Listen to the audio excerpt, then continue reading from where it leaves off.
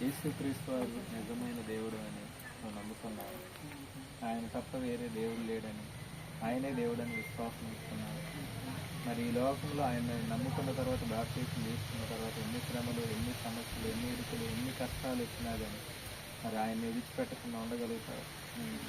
ఈ లోకంలో మరి నాయన భూమిని కానీ, ఆకాశాన్ని కానీ, సూర్యుని కానీ, చంద్రుని కానీ, ఏ విగ్రహాన్ని కూడా పూజించకూడదు, దానికి నమస్కరించకూడదు. ఆయన ఒక్కడే దేవుడు, ఆయన తప్ప ఇంకా వేరొక దేవుడు లేదు. కాబట్టి ఆయన నీ పాపముల కొరకు ప్రాణం పెట్టి రక్తాన్ని గార్చాడని నమ్ముతున్నావా? నిన్ను పరలోకానికి తీసుకెళ్తాడని నమ్ముతున్నావా? కాబట్టి మరి నువ్వు నమ్ముతున్నావని నీ సాక్ష్యాన్ని బట్టి నీకు బాప్తీసం ఇవ్వడం జరుగుతుంది. ఇక్కడ ఉన్న వాళ్ళందరూ కూడా సాక్ష్యంగా ఉన్నారు. ఈ గాలి, వాతావరణం, మరి ఈ భూమి, ఆకాశం కూడా సాక్ష్యంగా ఉంటుంది. కాబట్టి నీవు ఇచ్చిన సాక్ష్యాన్ని బట్టి నీకు బాప్తీసం ఇవ్వడం జరుగుతుంది. మరి రాహేల్ ప్రార్థన.